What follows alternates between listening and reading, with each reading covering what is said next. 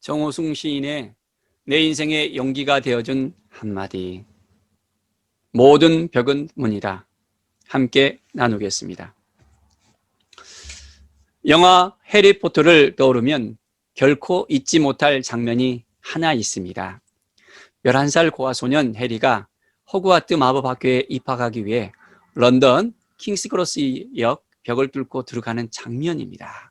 아무도 들어갈 수 없는 차단된 벽 속으로 해리가 성급 발을 내디뎌 들어서자 벽 속에는 마법학교로 가는 특급 열차를 기다리는 아이들이 승강장에서 왁작지껄 떠드는 장면이 펼쳐졌습니다. 저로서는 전혀 상상하지 못한 충격적인 장면이었습니다. 그것은 벽이 문이 되는 장면이었습니다. 저는 그 장면을 보고 모든 벽 속에는 문이 존재해 있다는 사실을 분명 알게 되었습니다. 벽은 항상 굳게 막혀 이곳과 저곳을 차단함으로써 그 존재 가치를 지니는 것인데, 그 안에 또 다른 세상으로 나가는 출구가 존재한다는 사실을 내 인생의 벽에 대해서도 깊게 생각하게 해 주었습니다. 해리포터의 작가 조앤 K 롤링에게도 해리포터 시리즈는 인생의 벽 앞에서 작가 자신이 연 용기의 문이었습니다. 이혼 후 어린 딸을 데리고 생활고에 시달리며 자살까지 생각할 정도로 벽 앞에 서 있었지만 그녀는 해리포터를 씀으로써 벽을 문으로 만들었습니다. 돌이켜보면 저는 제 인생의 벽 앞에서 돌아서는 일이 많았지만 그래도 벽을 문으로 만들려고 노력한 적은 없었습니다. 내 인생의 꿈은 내가 원하는 삶을 사는 것이어서 내 인생이라는 시간을 내가 주인이 되어 오로지 시를 쓰는 일에 사용하게 되는 것이어서 잘 다니던 직장을 2번이나 스스로 그만둔 적이 있었습니다. 처음 사회에 나와 국어 교사 생활을 3년 넘게 하다가 정해진 시간에 어김없이 남을 가르쳐야 한다는 사실이 갈수록 큰 고통으로 다가와 아무런 대책 없이 그만둬 버린 일이 그 하나입니다. 또 하나는 오랫동안 잡지사 기자 생활로 생계를 이어가다가 그만둔 일입니다. 당시 제 꿈은 하고 싶은 일을 하면서도 가장으로서의 역할을 할 수 있게 되는 일이었습니다. 그러나 쉬운 일이 아니었습니다. 늘 생계라는 벽에 가로막혀 번번이 되돌아서곤 했습니다. 좀처럼 그 벽을 뚫고 나갈 용기가 없었습니다. 그렇지만 41살 되던 해에 사라져가는 그 꿈을 찾고 싶어 친지들 모두가 한사코 말리는데도 직장을 그만두었습니다. 지금 생각해 보면 그래도 그나마 벽을 뚫고 스스로 문을 열고 나왔기 때문에 보다 자유로운 삶을 살게 된 게 아닌가 싶습니다. 조류 중에서는 하늘의 제왕인 독수리가 삶의 벽 앞에서 문을 여는 존재입니다. 독수리의 평균 수명이 인간과 비슷한 까닭은 늙음과 죽음의 벽 앞에서 독수리가 스스로 새 삶의 문을 열기 때문입니다. 독수리는 30년 좀 넘게 살게 되면 묻어진 부리가 자라 목을 찌르고 날개의 깃털이 무거워져 날지 못합니다.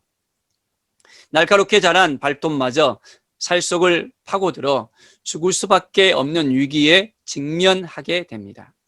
이때 독수리는 본능적으로 이대로 죽을 것인가 아니면 뼈를 깎는 고통의 과정을 밟아 새롭게 태어날 것인가 선택하게 됩니다. 만일 새삼을 선택하면 6개월 정도 먹는 것도 포기하고 그 과정을 견뎌내야 합니다. 높은 산정에 둥지를 들고 암벽에 수도 없이 부리를 쳐 깨뜨리는 아픔의 시간을 보내고 다시 새부리가 날 때까지 기다리는 인내의 시간을 보내야 합니다. 그리고 새로운 부리가 나면 발톱을 모두 뽑아내고 새 발톱이 자랄 때까지 또 기다려야 합니다. 그러고는 그 새 뿌리로 낡은 날개의 깃털도 뽑아내고 새 깃털이 자라 날개짓을 할 수 있을 때까지 기다려야 합니다. 참으로 견디기 힘든 고통의 과정이 아닐 수 없습니다. 그 과정이 얼마나 고통스러운지 이때 독수리의 몸은 피범벅이 됩니다. 그런데도 독수리는 그 고통의 벽 앞에서 자신을 전부 새롭게 갈고 새 삶의 문을 엽니다. 만일 독수리가 벽 속에 있는 문을 보지 못한다면 결코 인간과 같은 수명을 누리는 새 삶을 살지 못할 것입니다. 우리는 오늘이라는 벽 앞에서 내일이라는 새로운 삶을 위해 독수리처럼 선택과 결단의 문을 열어야 할 때가 있습니다. 그럴 때는 반드시 독수리와 같은 고통과 인내 과정이 필요합니다. 2007년에 말기암으로 6개월 시한부 삶을 살면서도 마지막 강연이라는 동영상을 통해 전 세계인들에게 희망과 사랑의 메시지를 던진 미국의 랜디 포시 교수는 인생의 벽에 대해 이렇게 말합니다. 벽이 있다는 것은 다 이유가 있다. 벽은 우리가 무언가를 얼마나 진정으로 원하는지 가르쳐 준다. 무언가를 간절히 바라지 않는 사람은 그 앞에 멈춰 서라는 뜻으로 벽은 있는 것이다. 이 말은 결국 인생의 벽을 절망의 벽으로만 생각하면 그 벽 속에서 있는 희망의 문을 발견할 수 없다는 말입니다. 벽을 벽으로만 보면 문은 보이지 않습니다. 가능한 일을 불가능하다고 생각하면 결국 벽이 보이고, 불가능한 일을 가능하다고 보면 결국 문이 보입니다. 벽 속에 있는 문을 보는 눈만 있으면 누구의 벽이든 문이 될 수 있습니다. 그 문이 굳이 클 필요는 없습니다. 좁은 문이라도 열고 나가기만 하면 넓은 희망의 세상이 기다리고 있습니다. 그러나 마음속에 작은 문 하나 지니고 있어도 그 문을 굳게 닫고 벽으로 사용하면 이미 문이 아닙니다. 문 없는 벽은 없습니다. 모든 벽은 문입니다. 벽은 문을 만들기 위해 존재합니다. 벽 없이 문은 존재할 수 없습니다. 오늘은 제가 쓴 시 벽을 함께 읽으면서 내 마음의 벽에 있는 문을 한번 생각해 보시길 바랍니다. 나는 이제 벽을 부수지 않는다. 따스하게 어루만질 뿐이다. 벽이 물렁물렁해질 때까지 어루만지다가 마냥 조용히 웃을 뿐이다. 웃다가 벽 속으로 걸어갈 뿐이다. 벽 속으로 천천히 걸어 들어가면 봄눈 내리는 보리밭길을 걸을 수 있고, 섬과 섬 사이로 작은 배들이 고요히 떠가는 봄 바다를 한없이 바라볼 수 있다. 나는 한때 벽 속에는 벽만 있는 줄 알았다. 나는 한때 벽 속에 벽까지 부수려고 망치를 들었다. 망치로 벽을 내리칠 때마다 오히려 내가 벽이 되었다. 나와 함께 망치로 벽을 내리치던 법들도 결국 벽이 되었다.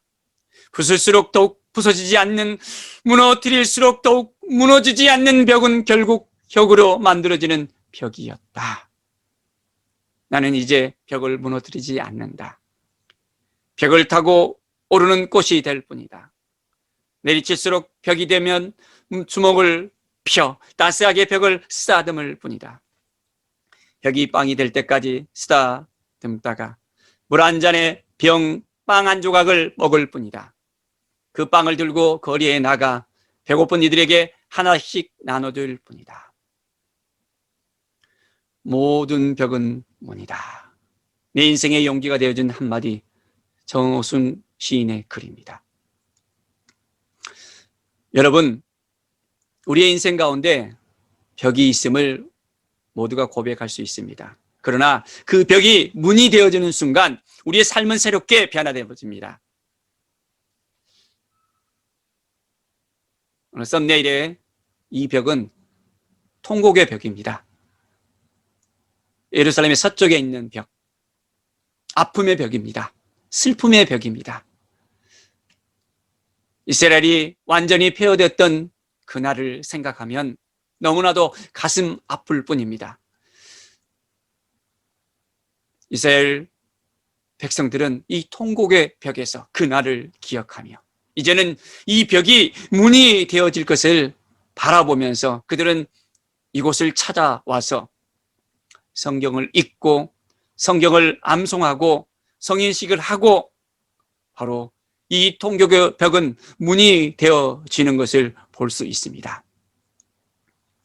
우리의 인생에 이제 희망을 찾아봅시다. 희망의 문을 바라봅시다. 모든 벽은 문이다. 오늘 이 글을 읽으면서 저도 한 편의 시를 썼습니다. 모든 벽은 문이다. 정인균. 벽을 보면 마음이 답답하다. 문이 없는 벽은 삶을 힘들게 한다. 마음에 벽을 쌓고 있을 때 가슴은 피멍이 넘쳐난다. 벽을 불가능으로 바라보면 절망의 벽으로 보인다. 벽을 가능으로 바라보면 희망의 벽으로 보인다. 상상의 나래를 펴고 런던 킹스크로스 역 벽처럼 열리는 벽 속으로 들어가자. 내 마음의 벽을 있는 문을 열자. 뼈를 깎는 고통을 넘어서자. 인내로 아픔을 기쁨으로 맞이하자. 삶의 꿈이 열린다.